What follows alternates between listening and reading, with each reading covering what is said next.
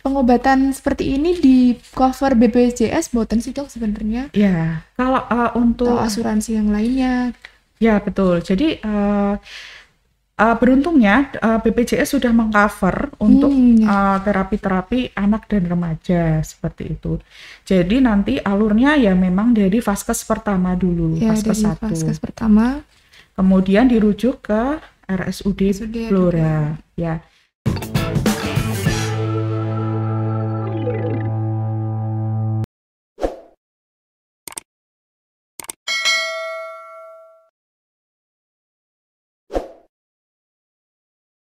Selamat pagi untuk seluruh sahabat RSUD Blora dimanapun berada.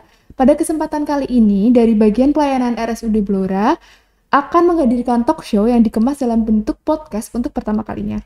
Di sini, sebelumnya saya ingin memperkenalkan diri terlebih dahulu. Saya Eileen, salah satu dokter internship di RSUD Blora.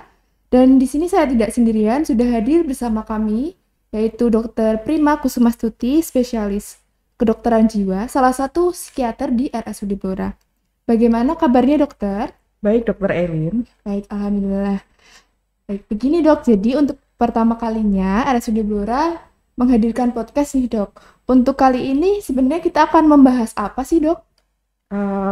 Kali ini kita akan membahas mengenai dampak psikologis pada anak dan remaja yang akhir-akhir ini harus menjalani sekolah online atau pembelajaran online seperti itu, Dokter Eileen. Berarti yang sedang viral ya dok ya, yang mungkin banyak yang dikeluhkan ya dok kali. Ya, mungkin akhir-akhir ini. banyak keluhan. Iya baik dok.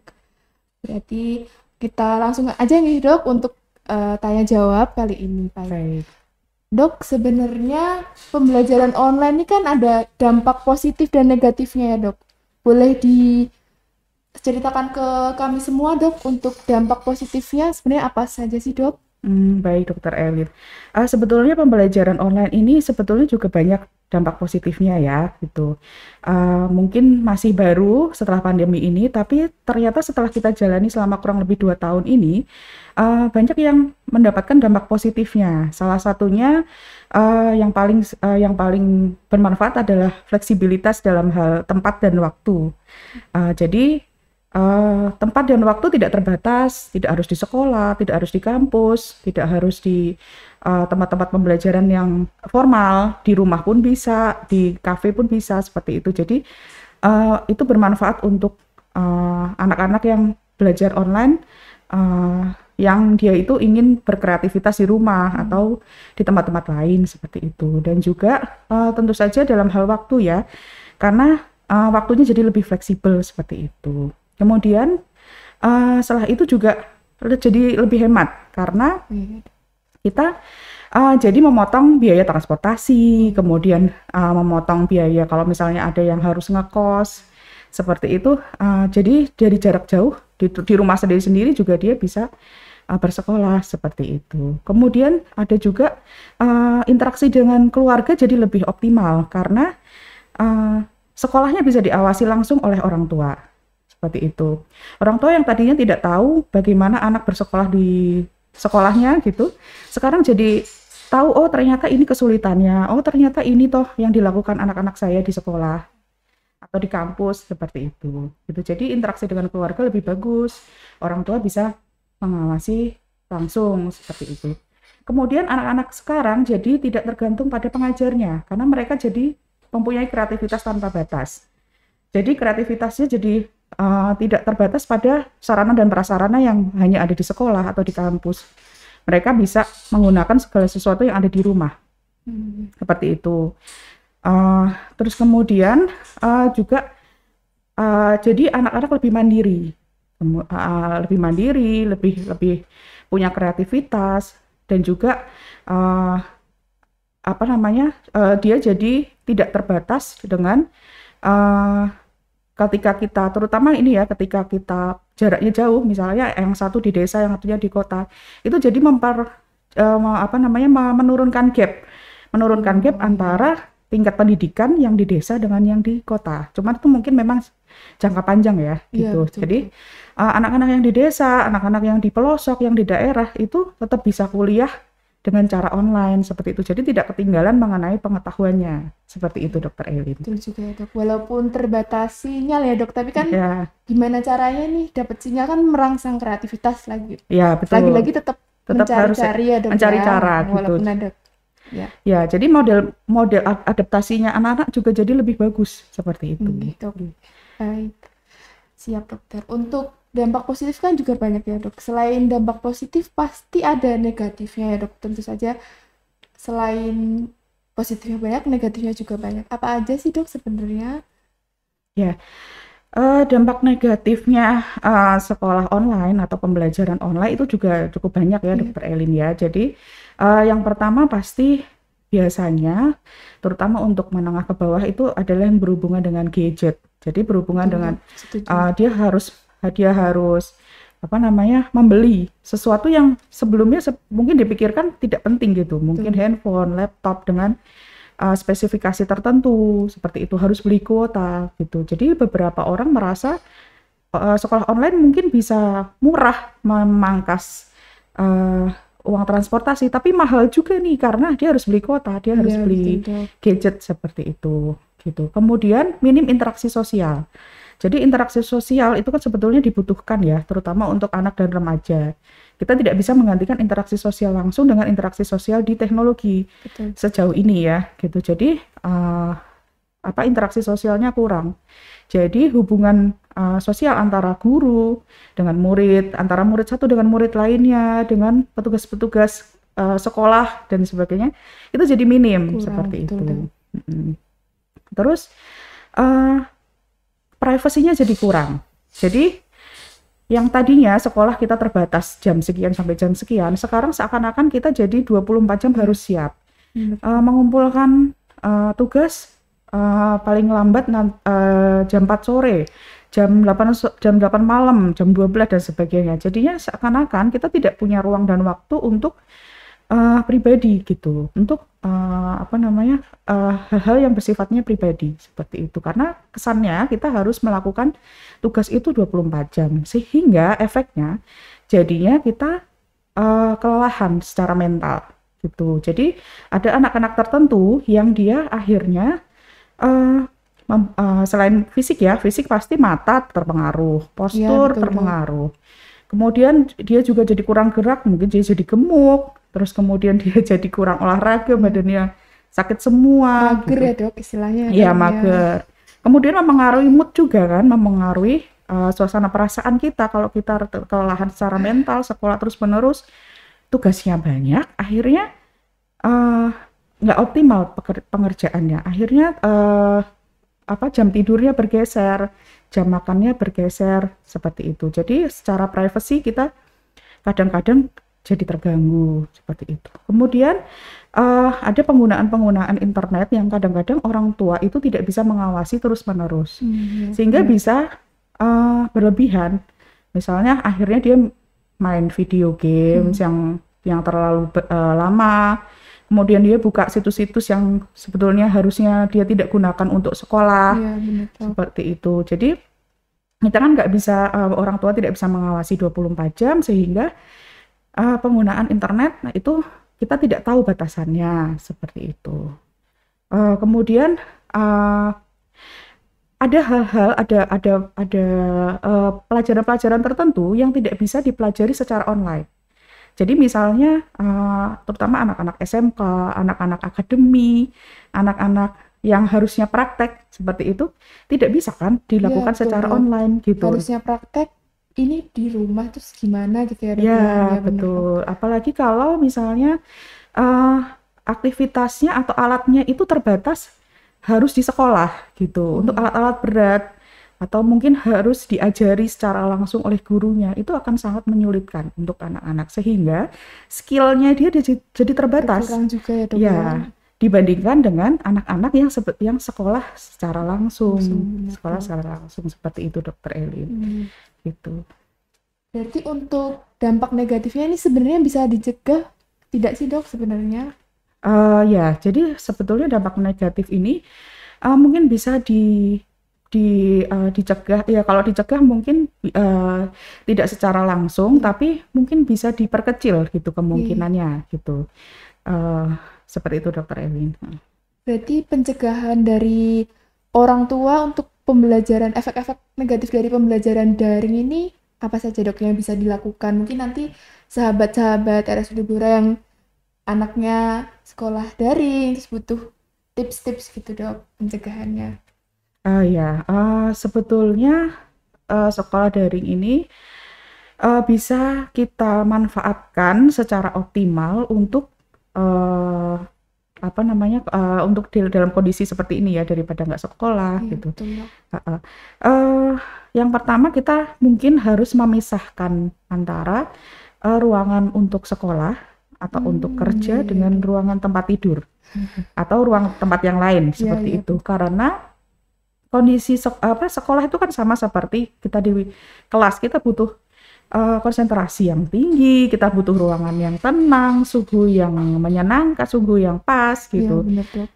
Mungkin juga harus butuh alat-alat yang apa namanya, yang stabil, kemudian kuota, kemudian sinyal yang bagus seperti itu. Jadi sebaiknya sarana prasarana dan ruangannya itu harus dioptimalkan seperti itu. Jadi anak-anak itu walaupun di rumah itu tetap nyaman bersekolah gitu. Jadi dia tidak menganggap bahwa ini liburan, ini bukan sekolah. Jadi dia tetap sekolah gitu, tapi Tahu di kalau ini sekolah ya dok ya, ya. tapi di ruangan lain. Jadi jangan dijadikan satu dengan terutama tempat tidur ya, karena akan sangat merugikan, anaknya akan jadi kehilangan waktu tidur.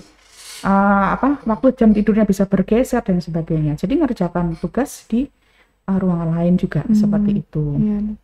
Gitu. Terus kemudian dampingi anak-anak ketika bersekolah.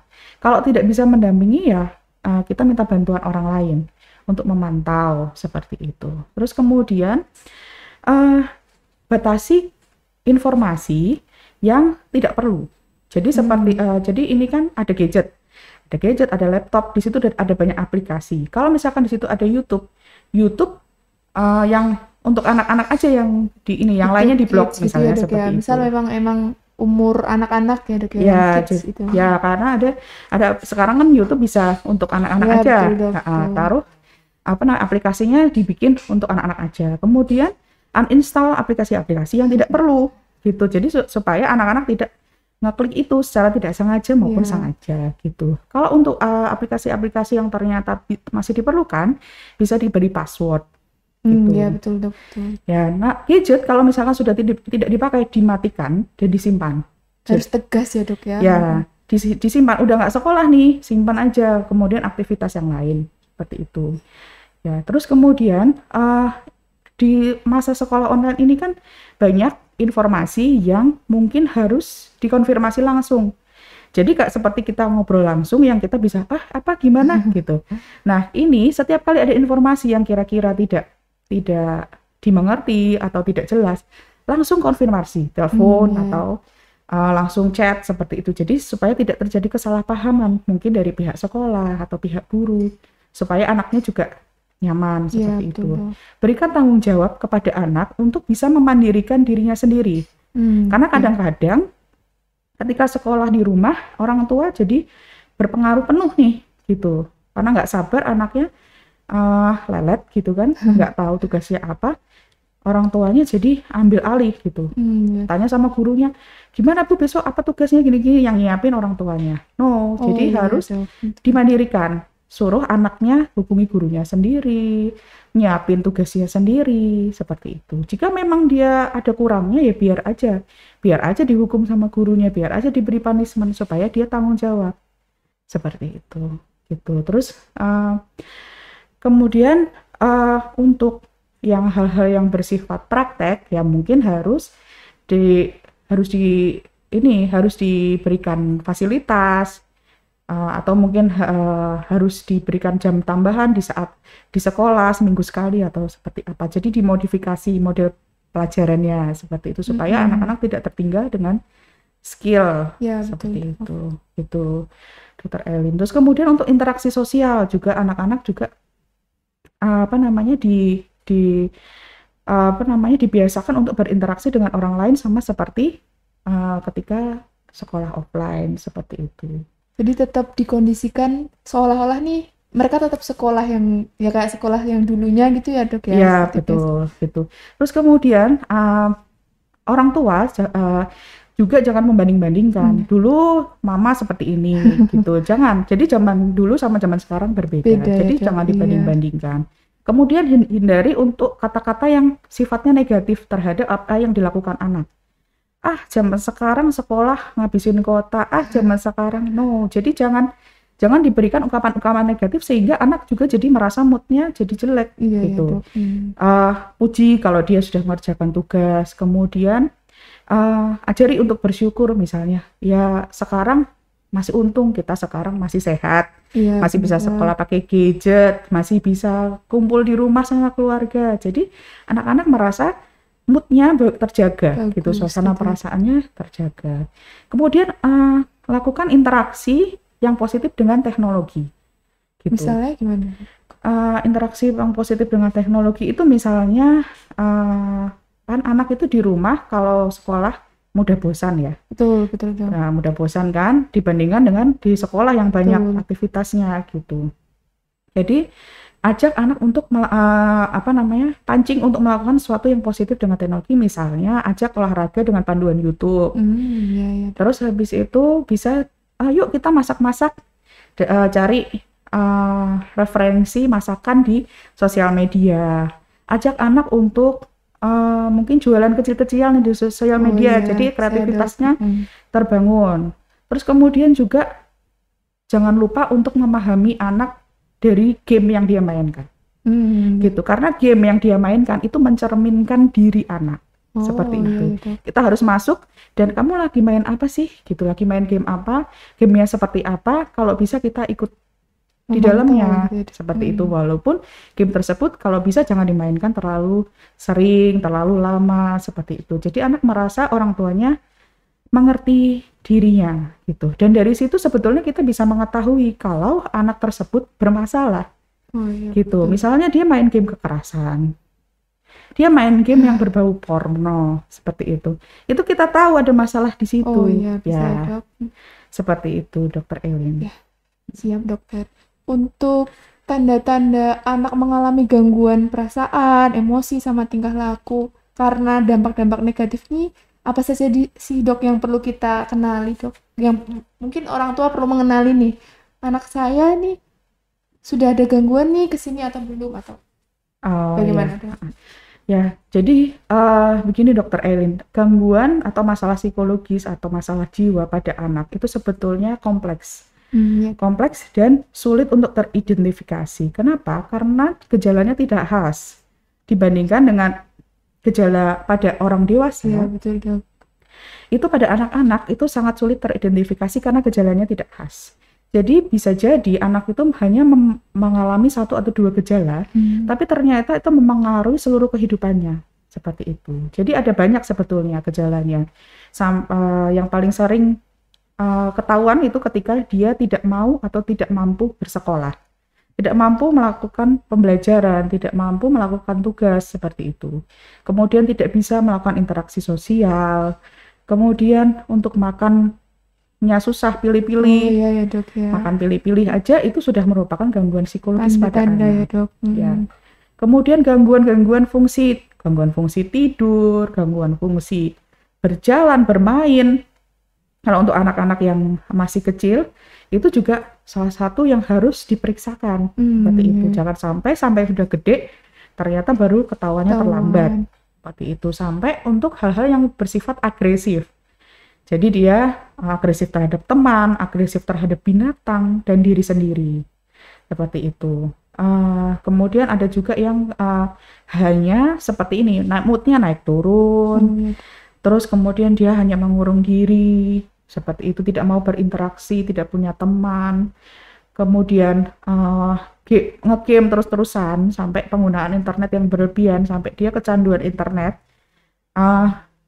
ditarik HP-nya marah dan sebagainya. Gitu. Jadi sebetulnya banyak gejalanya dan Tidak khas seperti itu. Hanya bisa keluar 1 atau 2 gejala saja. Kadang-kadang itu sudah merupakan gangguan psikologis pada anak dan remaja seperti itu. Jadi harus diperiksakan. Jadi Begitu, itu Dokter Eli. merupakan warning ya dok untuk orang tua ya dok Ya, ya. itu merupakan warning untuk orang tua. Siap dokter. Berarti kapan sih dok sebenarnya anak-anak dengan masalah-masalah tadi itu dibawa ke profesional? Apakah bisa diobati dok?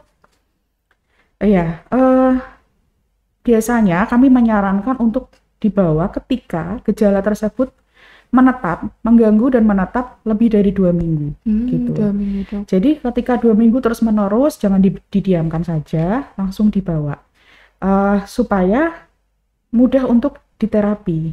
Karena semakin cepat diterapi, maka semakin cepat juga sembuhnya, seperti iya, itu. Tergantung dari gejala, beratnya gejala, tergantung dari support keluarga, tergantung dari anaknya sendiri, seperti itu. Berarti untuk pengobatannya tergantung juga ya dok atau gimana? Ya, pengobatan untuk anak dan remaja itu banyak. Jadi bisa dengan obat, bisa dengan bukan obat. Yang dengan obat namanya terapi farmakologi, kalau bukan dengan obat berarti namanya non farmakologi. Nah, kebetulan Dokter Elin kita di RSUD Blora ini kita tuh sudah punya obat untuk anak-anak gangguan psikologis untuk anak dan remaja seperti itu. Kita juga sudah punya poli tumbuh kembang yang terintegrasi antara dokter spesialis anak, dokter spesialis jiwa, dokter spesialis rehabilitasi medik, yang terdiri di bawahnya ada dokter, ada psikolog, ada tim dari fisioterapis, ada terapis wicara dan terapis okupasi. Jadi ketika ada gangguan pada psikologis anak, masuk ke dirujuk ke kita, itu kita bisa melakukan terapi dengan obat dan juga dengan rehabilitasi seperti itu. Jadi bisa terintegrasi, semuanya bisa semuanya bisa dilakukan seperti itu, Dokter Elin.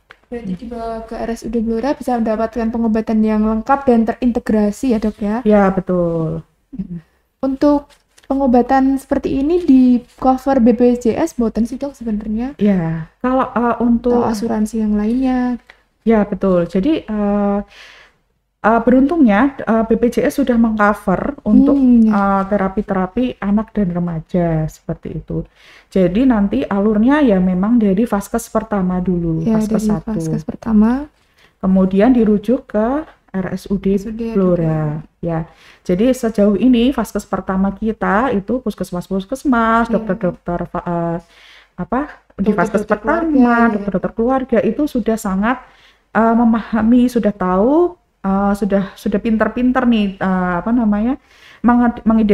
mengidentifikasi secara dini gangguan-gangguan anak dan remaja. Jadi mereka langsung bisa langsung bawa ke kita, bisa langsung konsul ke RSUD Blora seperti itu. Berarti untuk peran orang tua kan tadi pengobatan pasti perlu peran orang tua untuk pemulihannya agar cepat ya dok. Peran orang tua apa saja sih dok untuk pemulihan dalam pengobatan ini? Jadi untuk anak dan remaja itu pemulihan atau terapinya itu harus sifatnya terintegrasi. Terintegrasi itu bukan hanya pelayanannya, tapi juga dari support sistemnya.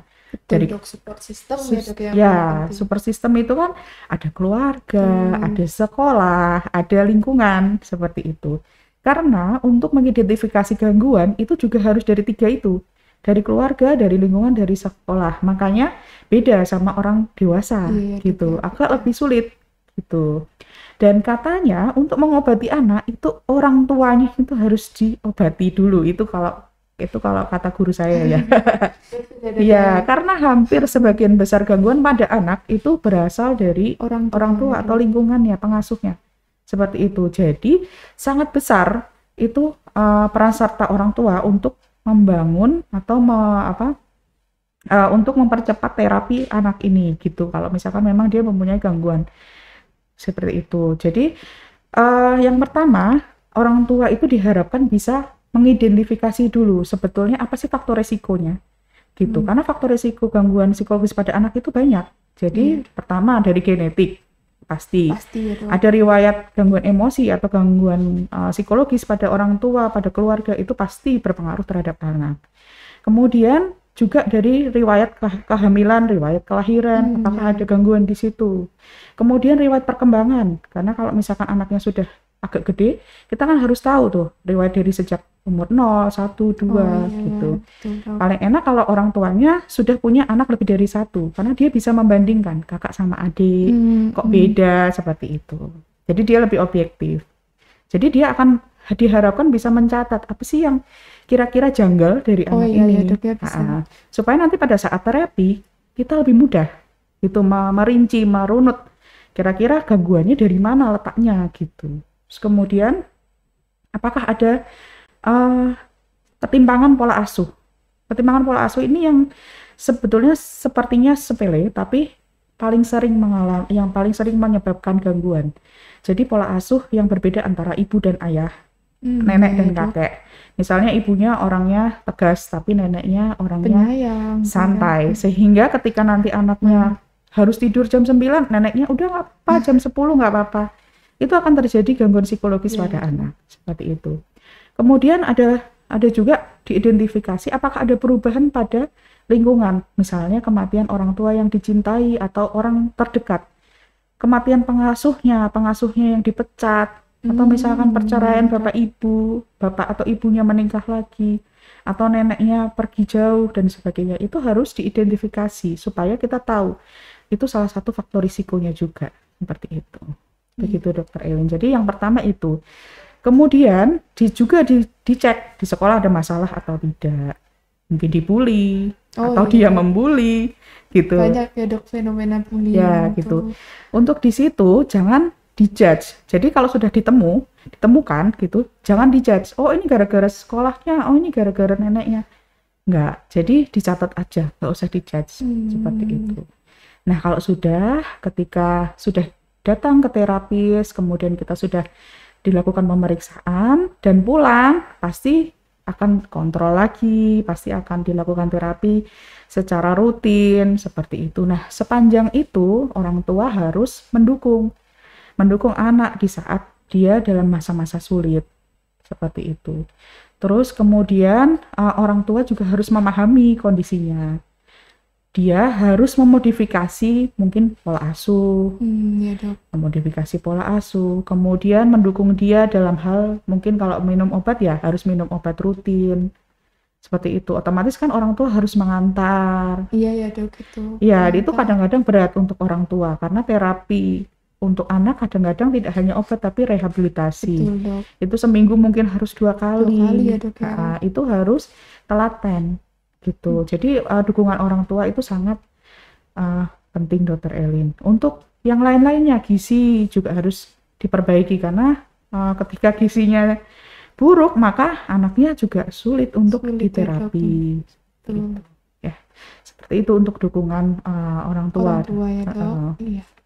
Jadi tidak perlu ragu ya dok kalau misal memang anak ini kok kita melihat ada tanda-tanda gangguan, dibawa aja ke yang profesional ya dok ya. Iya betul. Karena gini Dokter Elin, keuntungannya adalah anak-anak itu lebih mudah untuk sembuh dibandingkan dewasa dan orang tua, orang lansia. Karena fleksibilitas dari neurotransmitter otak dan sebagainya itu dia masih bagus. Masih bagus gitu. ya dok. Ya sama seperti kalau misalkan anak patah tulang, sembuhnya cepat. Penyembuhannya cepat. Ya, sama dengan kondisi psikologis. Kadang-kadang ada yang sekali terapi dia udah bagus, langsung masuk sekolah, langsung bisa mengerjakan tugas dan sebagainya. Jadi lebih cepat itu lebih baik. Seperti itu. Lebih cepat, lebih baik ya untuk sahabat RSUD Blora, terutama untuk orang tua. Tips dari Dokter Prima ini sangat menarik ya dok untuk topik kita kali ini. Namun karena terbatas waktu, jadi kita cuma bisa sampai di sini. Mungkin Dokter Prima ada take home message dok untuk semua penonton setia sahabat RSUD Blora.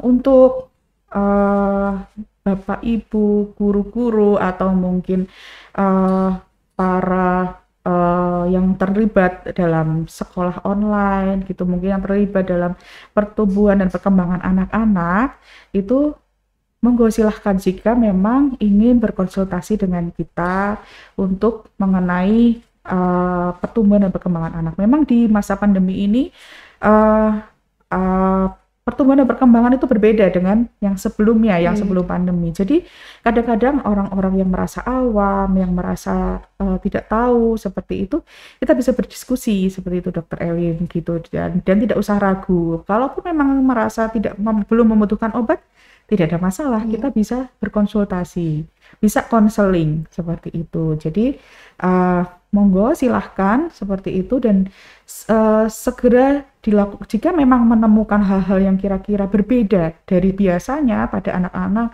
atau pada murid-murid seperti itu, ada yang sesuatu yang kira-kira dicurigai menjadi suatu yang ini kok seperti ini, itu langsung saja dibawa untuk dikonsultasikan supaya lebih cepat ditangani, menjadi lebih mudah untuk sembuh seperti itu. Lebih cepat, lebih baik Lebih ya, cepat, Dok, lebih ya. baik. Ya. Terima kasih banyak Dokter Prima untuk sharing-sharing tipsnya hari ini. Semoga kita bisa bertemu di lain kesempatan, Dok. Baik, terima kasih. Sebelumnya saya Elin pamit undur diri. Untuk selanjutnya semoga kita bertemu di kesempatan yang lain. Terima kasih.